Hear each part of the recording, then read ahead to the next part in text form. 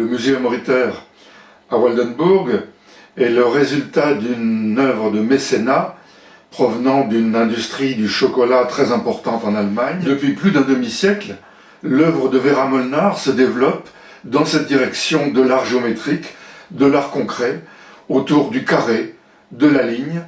Plus récemment, son travail s'est orienté vers une recherche à partir de l'ordinateur.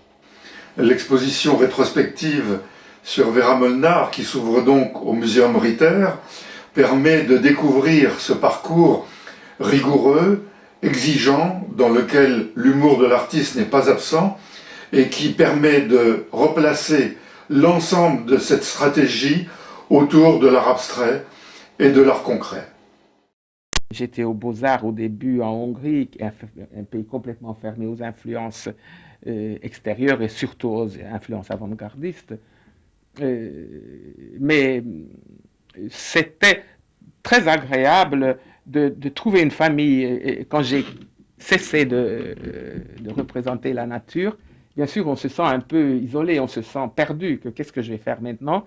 Et quand j'ai appris qu'il y avait beaucoup d'artistes qui, dans le passé, même dans le présent, j'ai fait connaissance de Herbin, de Sonia Delaunay, j'étais très heureuse de trouver une famille, les constructivistes. Seulement là aussi, assez vite, je me suis rendu compte que c'est des intégristes, enfin, cette croyance rigide qu'il n'y a que des systèmes orthogonaux, que la diagonale n'existe pas, qu'il n'y a pas de ligne courbe, qu'il n'y a que 3 couleurs, le bleu, le jaune et le rouge cadmium, plus le noir et le blanc. Mais mon Dieu, pourquoi? Donc, très vite, j'ai dévié du droit chemin constructiviste parce que je trouvais ridicule. En plus, j'étais marié 47 ans avec un scientifique. J'ai très vite appris qu'aucune loi physique, physiologique, psychologique n'atteste cette restriction du rouge, du jaune et du bleu. Donc, j'ai fait le chemin du constructiviste orthodoxe pendant un court temps et très vite, j'ai dévié.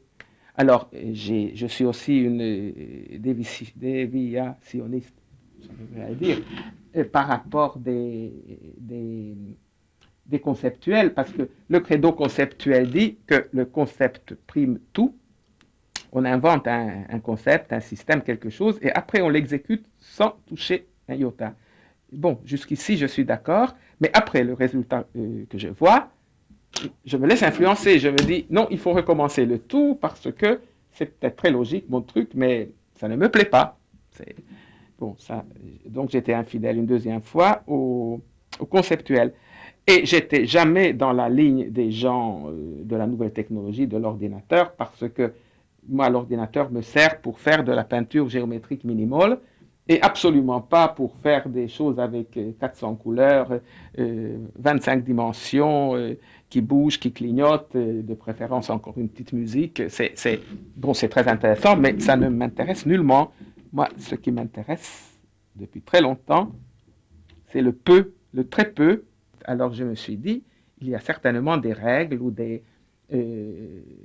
principes qui régissent la peinture, même si elle n'est pas figurative. C'est ça il faudrait trouver ces règles qui vont m'assurer que ce que je fais, c'est une œuvre d'art.